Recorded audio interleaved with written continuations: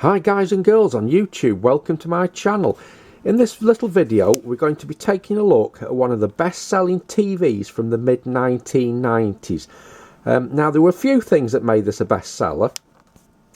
One, it was only a 10-inch, and two, it ran on 12 volts or mains, which made it very popular for caravan users.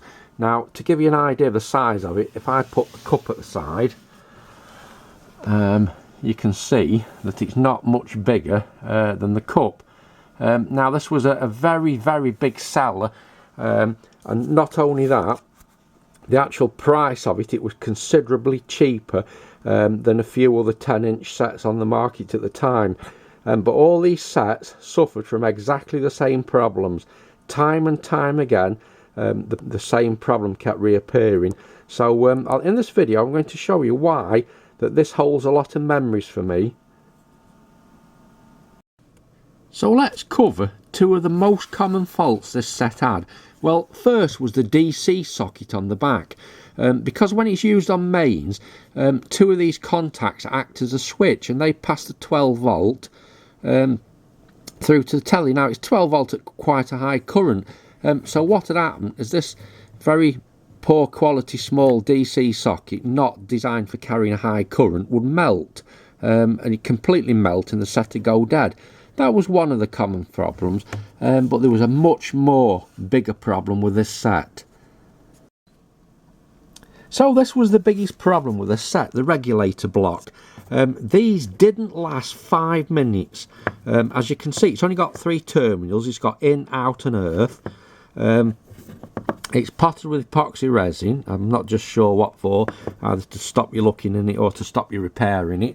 And that actually fitted on a heat sink. That's one I've got there removed from the heat sink. The heat sink just slipped over the top like that, and then it's soldered into the telly.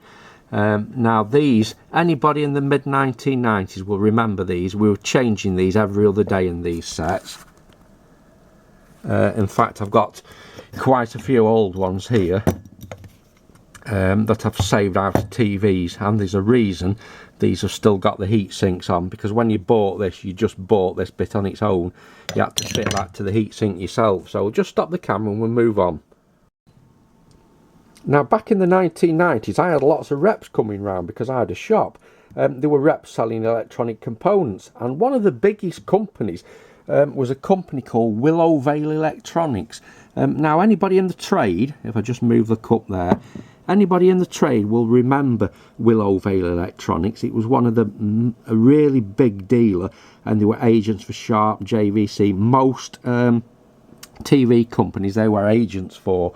I said to the rep one day when he came round, I said, how many of these regulators do you sell? And he said, we sell about 1,000 a week. And straight away that got me thinking, 1,000 a week? If I could make one of them, I could make lots and lots of money. Well, this is where the story starts, and it all went wrong. I made absolutely no money at all out of this, apart from what Television Magazine paid me. So what I did is I redesigned this regulator, and I had it published in Television Magazine, when you get the camera in the right position, May 1996. You can see it there on the front page. Switch mode power supply for the Nikkai Baby 10. So we turn over to here. That's my original design. It proved to be a very popular project, this, because I had lots of people ringing me up. But about 3 weeks after it was published in the Television Magazine, a company rang me up and they said, we're interested in producing this. If you could send us a sample, we'll take a look at it, and what we'll do is we'll reproduce it, and everyone we sell will pay you some money. So I did. I sent a sample off, and a few weeks later they sent it back. They said they weren't interested, and then a couple of months later a special offer list from SCME, if you remember them, dropped through my letterbox, and it had a picture of my regulator on. And I don't think SCME copied it. I think it was somebody else in London. But what happened was, suddenly all the TV spares suppliers, were selling copies of my Regulator. So I made absolutely no money whatsoever out of this, apart from what Television Magazine paid me. So let's stop the camera, and that's my improved design there, and we'll take a look at this actually inside the TV itself. Right, so that's the back of the telly. If you look at the back of the telly there, you can see the DC socket's already been removed, because these were never designed to carry such a high current, so I removed it because this is my own the telly that the prototype was tested in, just to stop it melting.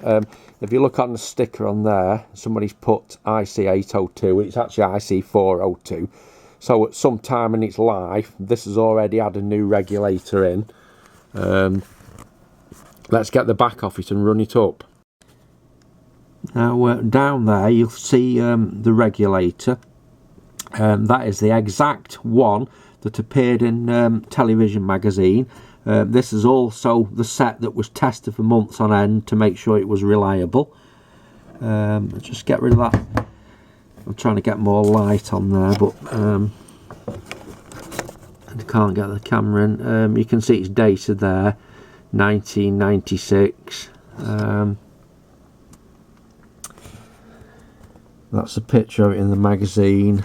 That is a prototype of the circuit board I made, which was also published, and it's difficult to get in with the camera, but you can see it sitting down there. I can move them wires out of the way. So let's get a signal generator connected to this TV, and then let's run it up.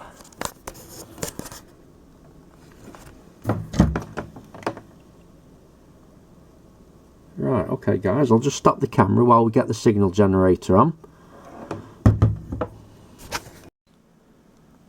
Right, so there we go. I've got it connected to the pattern generator. I've already tuned it in. We'll just switch it on, and then there's a standby button there. You press that.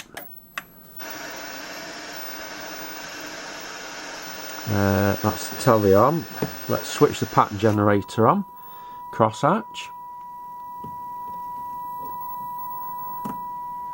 Colour bars. And we'll just connect this to a skybox then. And before I close the video though, I just want to talk about another very important point, considering earlier TVs from like 20-30 years ago. So let's just put this on the skybox and just see it running first.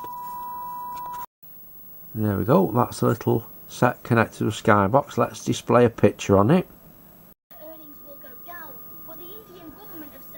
There we go, we've got some patterning coming from the camera. I'm not just sure why that is, but the picture on it's absolutely perfect. So yeah, there you go, the Nikkai Baby 10 from the mid 1990s. The set that should have made me rich, but it made me nothing. Right, let's just stop the camera and we'll just cover another important thing about vintage TVs first. Now, if you've never read Television Magazine, you won't have seen the article I published on scan coil rubbers.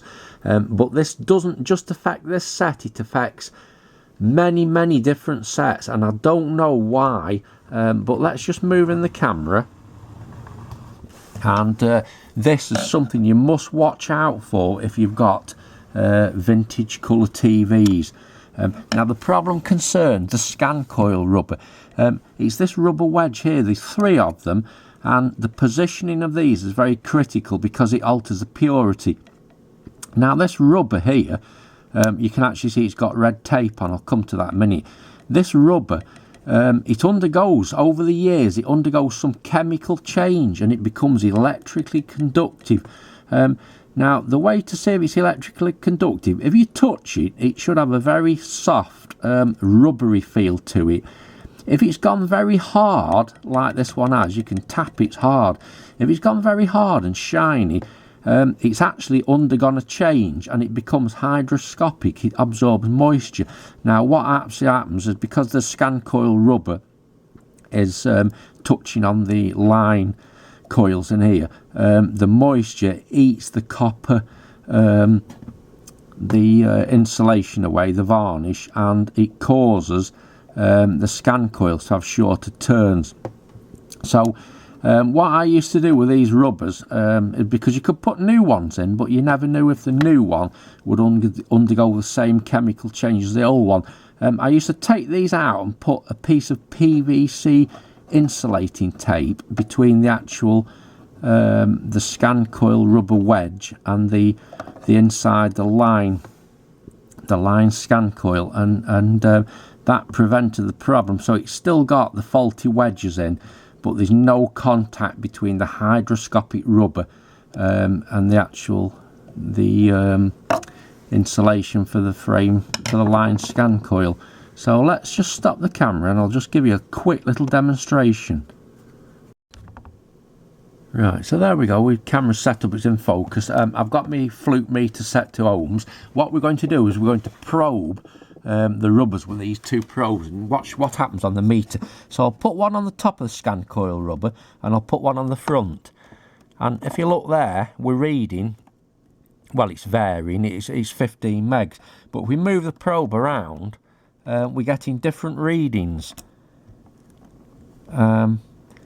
Now that actually indicates, see it's down to 10 meg there, that indicates that this rubber has gone hydroscopic. It's acting like a sponge, it's soaking up water. So that should never be. You should not have rubber that's electrically conductive. See it's down to 6 megs now. Now that's why I fitted this PVC tape. So if you've got any old colour TVs, always check this rubber. Make sure it's soft and rubbery. If it's not, if it's hard and shiny, you need to take them out one by one and you need to put some PVC tape round them and then fit them back in and carry out the purity adjustment again. But yeah guys, keep that in mind if you've got vintage TVs, because obviously when it eats away the copper, you're going to get shorter turns, you're going to ruin the scan coils, and you're not going to be able to buy scan coils anymore. So yeah, vintage TVs, always bear that in mind. Always check these scan coil rubbers.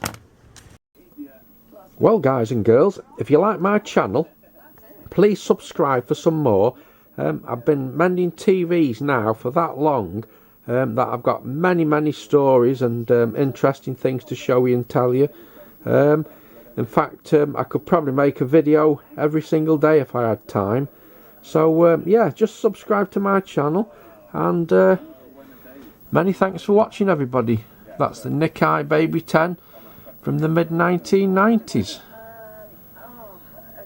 Alright folks, goodbye, I'll see you in the next video.